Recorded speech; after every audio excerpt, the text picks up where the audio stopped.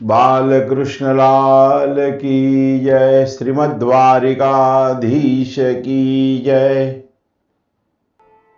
ભાગવતની કથા સાંભળનારું નિષ્કામ બને છે।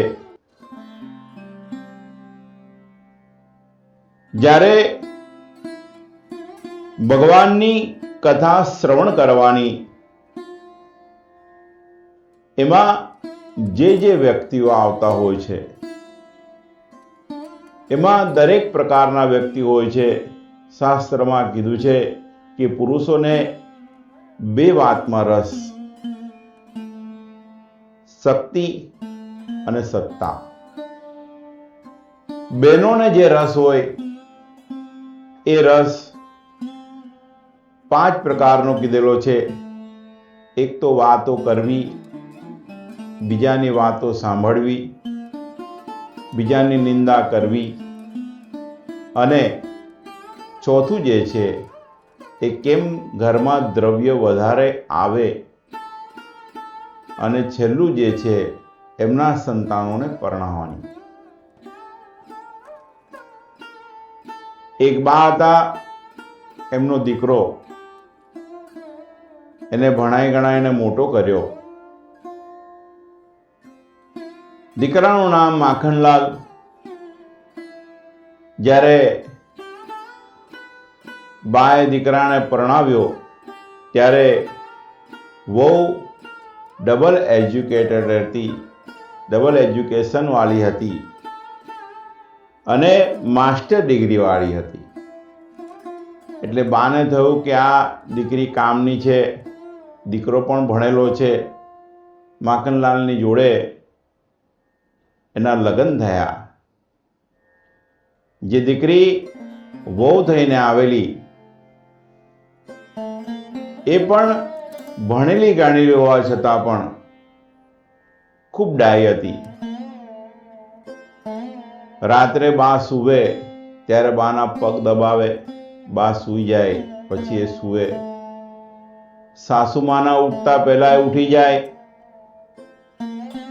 જેવા સાસુમાં ઉઠે એટલે બ્રશની સામગ્રી આપી દે, એક નેપકિન આપી દે। બા બ્રશ કરી લે ત્યાં સુધી ગરમ ગરમ પાણીની 2 ડોલો મૂકી દે। બા સ્નાન કરીને આવે પછી તરત એમને ભાવતી 2 કપ ચા આપી દે। બા ચા પીતા હોય ત્યાં એમની પૂજાની તૈયારી કરી દે।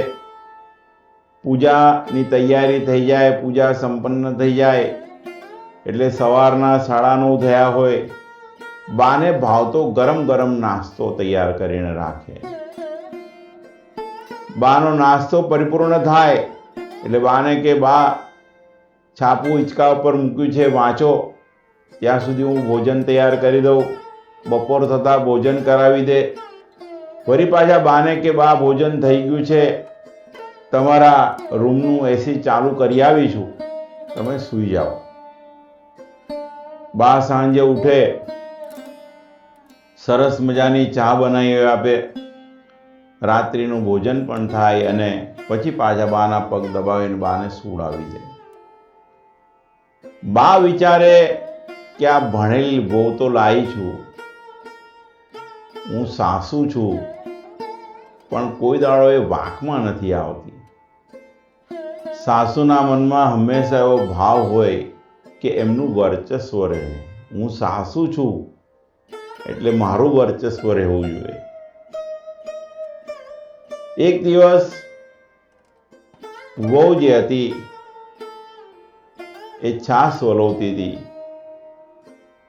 છાશમાંથી માખણ જે હતું એ ઉપર આવ્યું એટલે વહુએ બાને રસોડામાંથી બૂમ પાડી કે બા, આ માખણ તરે છે એનું શું કરું?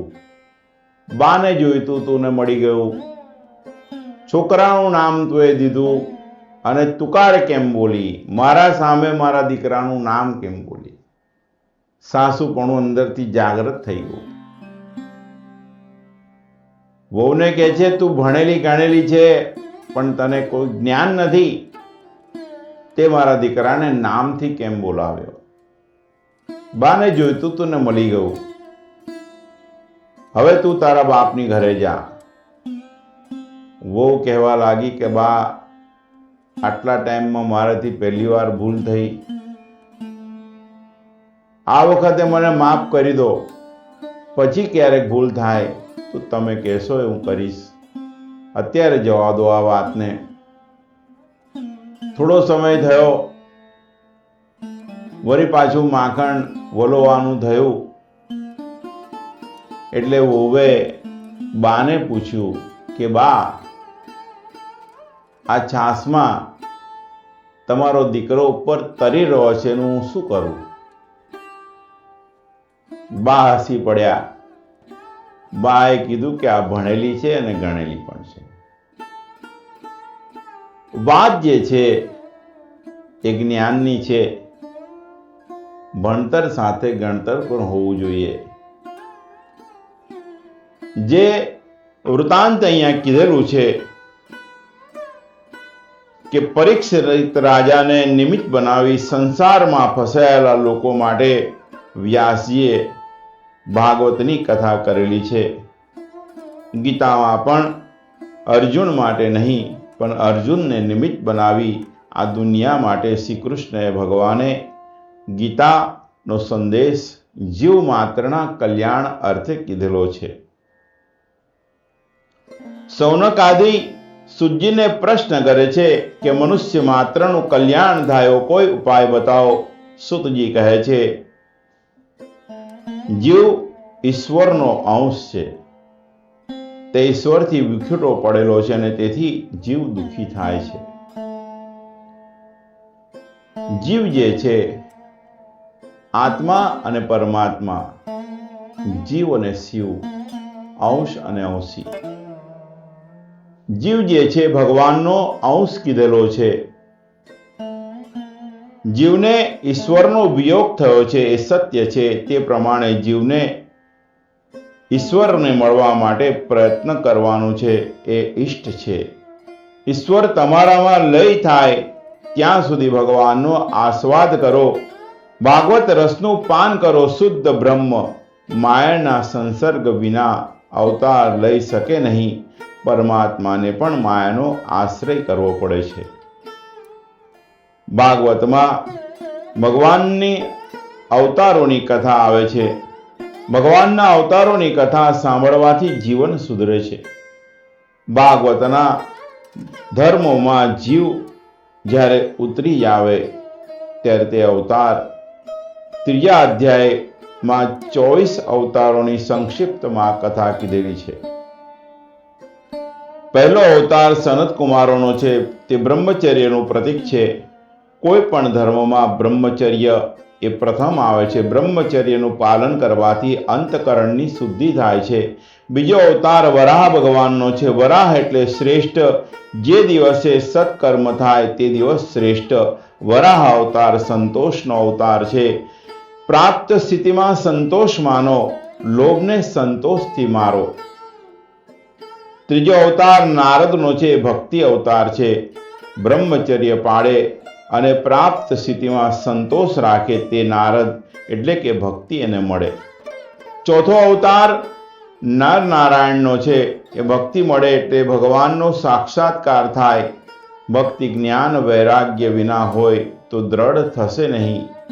ભક્તિ જ્ઞાન વૈરાગ્ય સાથે આવવી જોઈએ. પાંચમો અવતાર કપિલ દેવનો છે. જ્ઞાન વૈરાગ્યનો અવતાર છે. જ્ઞાન અને વૈરાગ્ય સાથે ભક્તિ આવશે તો ભક્તિ કાયમ માટે સ્થિર રહેશે. છઠ્ઠો અવતાર એ દત્તાત્રેયનો છે. ઉપરના 5 અવતાર તમારામાં આવશે તો ગુણાતીત થશો.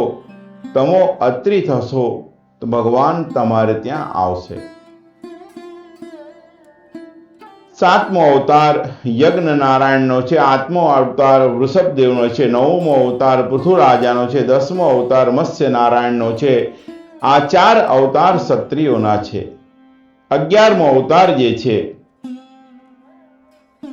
એ કૂર્મનો અવતાર છે. 12મો અવતાર એ ધન્વંતરીનો છે. 13મો અવતાર મોહિનીનો છે. આ અવતારો વૈશ્યના છે. એ જે અવતાર છે એમાં થોડું કપટ છે, કારણ કે વૈશ્યમાં થોડું કપટ હોય છે. 14મો નૃસિંહ અવતાર છે એ પુષ્ટિનો અવતાર છે. પ્રહલાદ ઉપર, ભક્ત ઉપર કૃપા કરવા પરમાત્માએ અવતાર ધારણ કરેલો. 15મો અવતાર વામન ભગવાનનો છે, જે પૂર્ણ નિષ્કામ છે. તેમના ઉપર ભક્તિ અને નીતિનું છત્ર છે, અને જેને ધર્મનું બખ્તર પહેરેલું છે તેને ભગવાન પણ મારી ન શકે. આ છે વામન ચરિત્રનું રહસ્ય. પરમાત્મા મોટા છે તો પણ બલિરાજા આગળ વામન થઈ અને ગયેલા છે. 16મો અવતાર પરશુરામ ભગવાનનો છે. આ આવેશનો અવતાર છે. 17મો અવતાર વ્યાસ નારાયણનો એક જ્ઞાન અવતાર છે. 18મો અવતાર રામજીનો છે, મર્યાદા અવતાર છે. રામની મર્યાદાનું પાલન કરો એટલે તમારામાં જે કામ છે એ મળશે, એટલે કનૈયો આવશે. ભણતરમાં પણ અક્ષર પહેલો જે ભણાવવામાં આવે છે એ જોડાક્ષર, પછી રામ એ સરળ અક્ષર છે અને કૃષ્ણ એ જોડાક્ષર છે.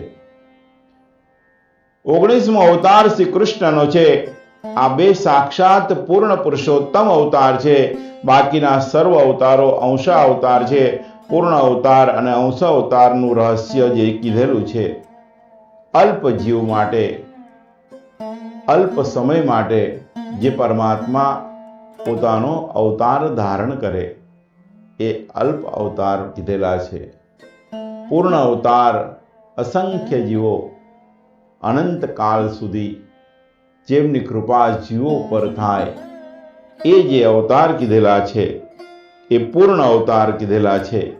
ભાગવતની કથા કરવાની છે કનૈયાની, પણ ક્રમે ક્રમે અવતારોની કથા કહ્યા પછી અધિકાર પ્રાપ્ત થાય. અધિકાર પ્રાપ્ત થાય એટલે કનૈયો આવે. સૌનકજી પૂછે છે કે ભાગવત શાસ્ત્રની રચના શા માટે કરી, તેનો પ્રચાર કેવી રીતે થયો? વ્યાસજીએ બ્રહ્મસૂત્ર બનાવ્યા, યોગ દર્શન અને ભાષ્ય રચ્યું, પરંતુ તેઓને લાગ્યું કે કલયુગનો માનવી ભોગ પારાયણ છે અને તેથી તે યોગમાં પ્રવૃત્ત થઈ શકશે નહીં.